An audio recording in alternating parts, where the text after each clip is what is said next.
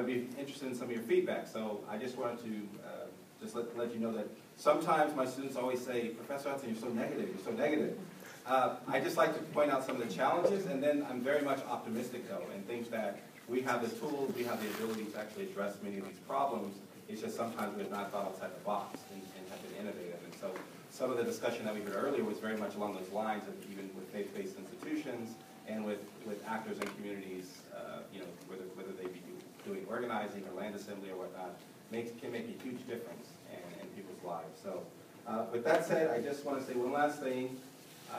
As a professor of planning, I'm very much concerned about the educational pipeline, and so I'm always trying to take opportunities to recruit. So whether you already have your master's degree, you're interested in a doctoral degree, you know people in your community that might be interested in a master's city planning degree, please reach out to me, have them contact me. I help people with their statements of purpose. And even if you don't decide to come to Berkeley, that's fine, because I'd rather just have you out there making a difference. So you don't have to come to Berkeley, although I would love to have you.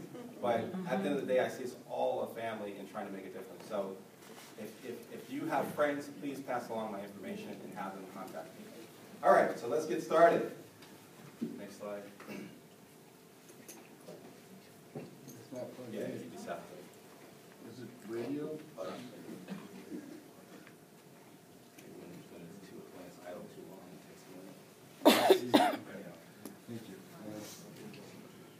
So one statistic that jumps out right away is if we think about, as Eric was saying earlier, much of my work is around community development and health, and one of the biggest factors for people's health and their quality of life is wealth, right? And so if we're to look at income and wealth, certainly in the United States, this is coming from Pew Charitable Trust, their latest study that shows that whites, this is after even after the downturn, okay, so this is even after the downturn. The median household income for whites is $113,000, and you can see blacks and Latinos at the bottom. Blacks is $5,600 per household. You can think about some of the challenges there. Next slide, please. And one of the things that many of you are aware of, and some of the things I'll address today, are some of the larger macro-social factors. We know about urban renewal and revitalization, what that's done for communities, housing discrimination and redlining, employment discrimination, and also the challenges within our schools. Next slide, Eric. It's a battle between Eric's chicken and I apologize. You go way back. And it's not stereotypical as we're all. I would never say that somewhere. And we also know that poverty and neighborhood socioeconomic conditions matter, right? So there are communities still to this day that have poor transit connections, don't have access to grocery stores. My students and I are working in North Richmond, California, where it's a community of about 2,500 people, and believe it or not, there's not one grocery store, there is one small school, there's one bus, because the other bus lines have now decided that they're not going to operate in the area because it's too dangerous. And so, how these things over and over, how does it affect our lives? Right? Just in terms of getting to our jobs and so forth. And I don't need to say anything else about the predatory lending and the home foreclosure crisis, but the impact that it's had on our communities, and especially whether it be suburban communities or urban communities. So I always like to use this example when I talk about some of the macro-social factors. Some of my students will say, what do you mean by that? And I say, well, let's take a case of San Francisco, right? San Francisco, we know housing values are some of the highest in the nation. Certainly people look at it as this nice, as I call it, the boutique city, right? It's a sort of this high-end city that is becoming increasingly less black.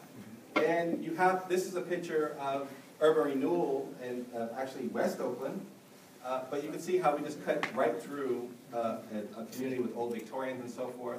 And if we were to look at San Francisco, what we would refer to as the Western Addition, or if you're local, where Fillmore is, if you want to get the next slide, a traditionally African-American community between the 1940s and 1950s. This area grew from 5,000 blacks to 40,000 blacks.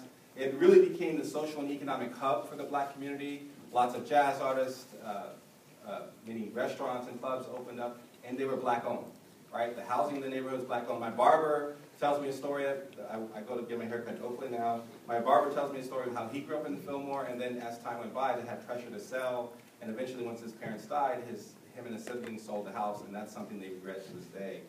But you can see that this is a bustling area. And then along came urban renewal. right? And so you can see that these are some of the project plans that one of my graduate students found for me at the city of San Francisco to show how the city actually wanted to redevelop this area right in the middle of the Fillmore. Go to the next slide. So this is what it looked like. You can see old Victorians, quite a lot of bit of density, open plazas and whatnot. Now if you go to the next slide, Eric. And then here's an aerial photo, and unfortunately I don't have my clicker with me. My 9-month-old daughter likes to play with my laser clicker. It's kind of a shame because it's already turning to be a nerd at such a young age. So she actually prefers that over other toys. But if I had my clicker, you can see right along here some of the demolition that started in the 1950s, well, late 40s, and certainly up into the 50s, of just starting to tear up this whole community. Next slide. Here's another aerial photo now. All of those houses have been bulldozed and moved. And just, we were talking about land assembly, but land assembly in the wrong way, right? Next slide, Eric. And here's a picture of how they moved some of those Victorians. There's actually photos of Sherman tanks. They used Sherman tanks back in the day to just actually bulldoze some of these Victorians. Not so much in San Francisco, but certainly in West Oakland. There are lots of photos of that where Sherman tanks just came, and they just don't build houses like that anymore today. So with that said, you might say, well, you know, in this economy today, people would say, all you need is 20% down to buy a home, right? But in San Francisco, where there's a traditionally black community where there was lots of wealth, completely destroyed. And now, if you were to buy a home, just even for a small house, is about $1 million. So where do people come up with $200,000 in cash for that type of housing? And so you see this starting to happen systematically over and over. And the major impact it's had on communities. And then fast forwarding a little bit, if you look at the current trends, certainly the demographic trends, I know that you said you were a demographer, so I'm sure you're well aware of what's happening in Chicago with black flight, right, as they call it, and maybe it's the black exodus. But the real question is, what's happening in our urban cities, and why are people leaving? So according to other demographers like William Fry at Brookings Institution, this has been a trend that's long been happening. I mean, we know that some of the people who are leaving are the most educated or highly educated blacks are first leaving. And then if you look at states like California, through the 1990s, and certainly I think you'll see the same thing in 2000s, we're losing more black people than actually are moving in.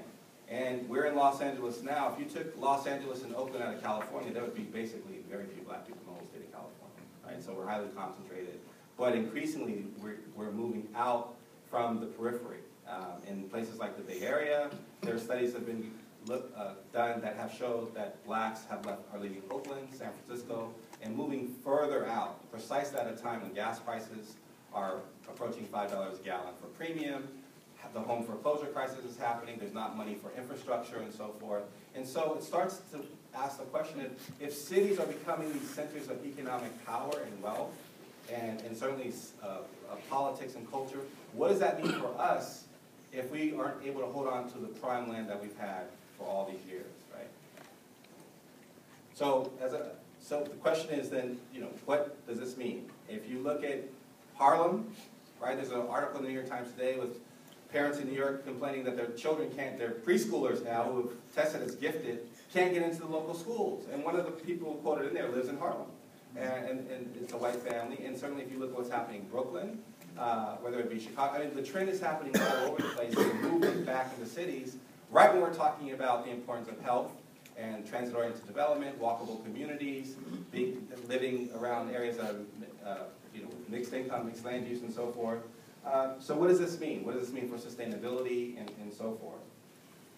And one thing that's even becoming a bigger issue that we've been talking about lately is the new suburban poverty.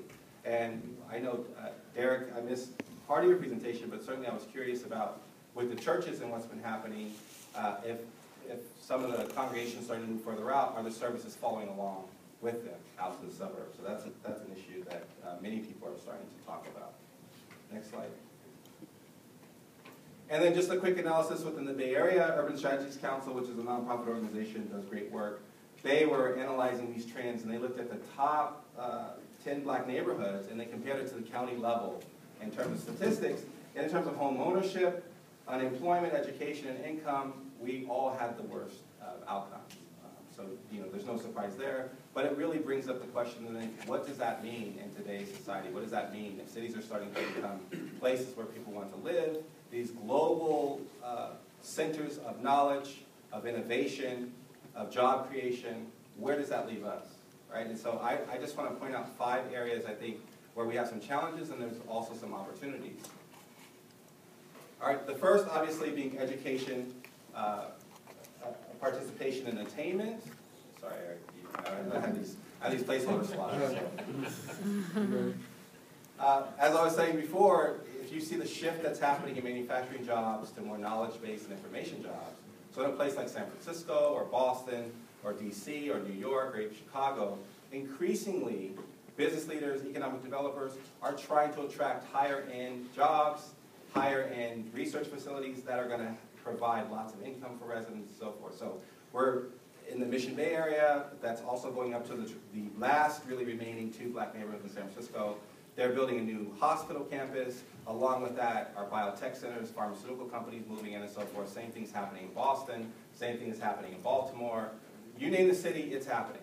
Right? Land is a premium, and these cities now understand that in order to be relevant in the 21st century, you have to have a knowledge-based economy. You have to have workers from all over the world. And so that's really the challenge for us, because you then start to think about what does this mean for cost of living, whether it just be housing. Right? Think about some of the neighborhoods that you've seen in your own cities have changed that were traditionally black or communities of color. And now what those housing prices are like, even in this downturn. And who's moving in, and just what it takes to survive, whether it be riding public transportation, whether it be just the type of wages that people are being offered. They're not keeping pace with what's happening because you have this global capital. Cities like Miami, largely international investors. New York now is largely international investors. San Francisco, international investors. And they don't even occupy the residents most of the year. And so that's something that we have to think about from an equity perspective. And then, of course, in the state of California, right when the educational institutions are majority of people of color, you start to see this disinvestment that's starting to happen. I'm not being a conspiracy theorist, just all you have to do is just follow the investment dollars. And now that the state is majority of people of color, certainly in the school system, and increasingly will be eventually for the whole statewide, we see lower performance among people of color. And so even among black men, when our educational system here in California, only 62% are graduating. For women, it's at 75%. But we already know how this then plays out at the college level. I mean, all of you know what it's like when you go off to college and you say, well, where are the men? And increasingly, you start seeing more and more women. So there are some real issues to address here. Eric, could you get to the next slide? And I mean, some of them obviously have to do with what's happening in the home, but also the whole quality of our schools. Right? Schools being a center of community, the way the faith-based institutions are. Schools used to be the center of our communities. They used to have open access, joint use. I know a lot of us are trying to push for that, but I think that's really important to bring parents into the schools and have more interaction and so forth, bring in professionals to talk about what's happening in their lives and in their careers, but also early childhood programs, educational enrichment programs, and so forth. These are all lacking in many of the communities I've been doing work in, and it's going to take a lot of planning to address those issues. Another area that's obviously really important for us as we move forward is health and the environment. Health inequities are a serious challenge. If you think about life expectancy for blacks, if you pick some of, like, say, East Oakland or West Oakland, we have life expectancy levels 10 to 12 years lower than other ethnic groups. 10 to 12 years. So just imagine sitting where you are now, and imagine 10 to 12 years gone from your life. And that's what's starting to happen in many of these communities because of all of the things that people are dealing with, all the social determinants that impact their health, whether it be the stress of losing their home and then needing to move around, as many of the people I've been working with, the fact of you're trying to find employment, but no one's hiring. So in some of our communities, the unemployment rate's 30 to 50%. All of these things add up and eventually impact our health in a negative way. Eric, can you go to the next slide?